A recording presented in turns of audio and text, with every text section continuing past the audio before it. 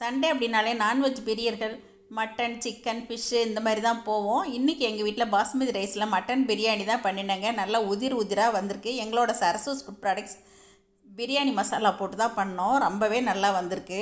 இந்த கலரே பார்த்திங்கன்னா தலப்பாக்கட்டு பிரியாணி மாதிரி இருக்குங்க. அப்புறம் சிக்கன் கிரேவி பண்ணோங்க. அந்த மட்டன் பிரியாணிக்கு காம்போவாக சிக்கன் கிரேவி பண்ணியாச்சு. இந்த சிக்கன் கிரேவி எப்படி செய்கிறதுன்னு இந்த வீடியோவில் உங்களுக்கு நான் சொல்லி கொடுக்குறேங்க. அரைக்கிறதுக்கு சின்ன வெங்காயம் ஒரு 15 வெங்காயங்க. நான் இப்போ சொல்கிறது அரை கிலோ சிக்கனுக்கு சொல்கிறேங்க. 15 வெங்காயம், சின்ன தக்காளி 1, 4 முந்திரி, சீரகம் 1/4 டீஸ்பூன், சோம்பு 1/4 டீஸ்பூன், கொத்தமல்லி சும்மா கொஞ்சமாக எடுத்துக்கோங்க, புதினா கொஞ்சமாக எடுத்துக்கோங்க, தக்காளி சின்ன தக்காளியாக போட்டுக்குங்க. இது எல்லாத்தையும் நல்லா ஃபைன் பேஸ்ட்டாக அரைச்சி எடுத்துக்கோங்க. அப்புறம் தாளிக்கிறதுக்கு நான் சின்ன வெங்காயம் நல்லா 2 கைப்பிடி அளவுக்கு நீல வாக்கில் நறுக்கிட்டு சேர்த்தேங்க. நீங்கள் பெரிய வெங்காயம் கூட சேர்த்துக்கலாம். பெரிய வெங்காயமாக இருந்தால் 2 வெங்காயம் நறுக்கி எடுத்துக்கங்க.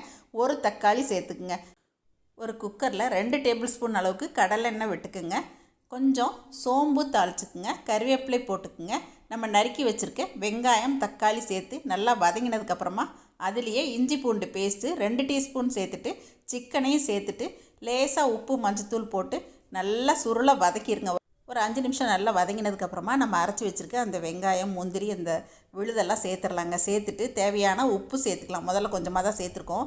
உப்பு சேர்த்துட்டு மல்லித்தூள் 1 டேபிள் ஸ்பூன், மிளகாய்த்தூள் காரத்துக்கு தேவையான அளவு போடுங்க, கறி மசாலாத்தூள் 1 டேபிள் ஸ்பூன் போடுங்க, கரம் மசாலா கொஞ்சமாக சேர்த்துக்குங்க. இது எல்லாம் சேர்த்து நல்லா வதக்கிடுங்க.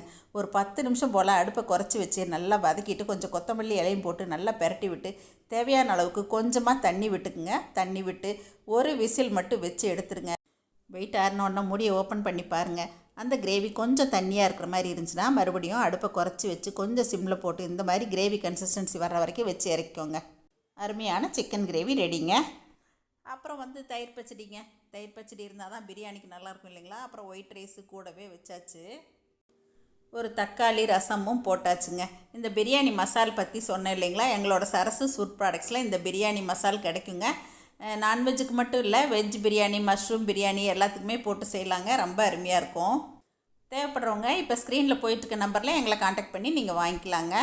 அடுத்ததாக எங்கள் வீட்டில் அவர் வெஜிடேரியனுங்க, சுத்தமாக பியோர் வெஜ் அவர். அதனால் அவருக்காக ஒரு மஷ்ரூம் குழம்பு பண்ணியாச்சு. தக்காளி ரசம் இருக்குங்க. இப்பப்போ கொஞ்சம் எக்கு சாப்பிட்றாரு. இனிமேல் தான் எக்கு போடணும். ஒயிட் ரைஸும் அவருக்கு வச்சாச்சுங்க. தயிர் மோர் இருக்குது. இதுதான் இன்றைக்கி எங்கள் வீட்டில் வெஜ்ஜு நான்வெஜ்ஜு சமையலுங்க. இவ்வளோவும் பண்ணிவிட்டு வாழை இலை இல்லாமையாங்க. மற்ற நாட்கள்லேயே நான் எப்பயுமே வாழை இலை வாங்கிட்டு வந்துடுவேன் அடிக்கடி. அதுவும் நான்வெஜ்னால் எங்கள் வீட்டில் இலை கண்டிப்பாக இருக்கும். நீங்கள் சண்டேக்கு என்ன பண்ணீங்க கமெண்ட் செக்ஷனில் சொல்லுங்கள். நன்றி, வணக்கம்.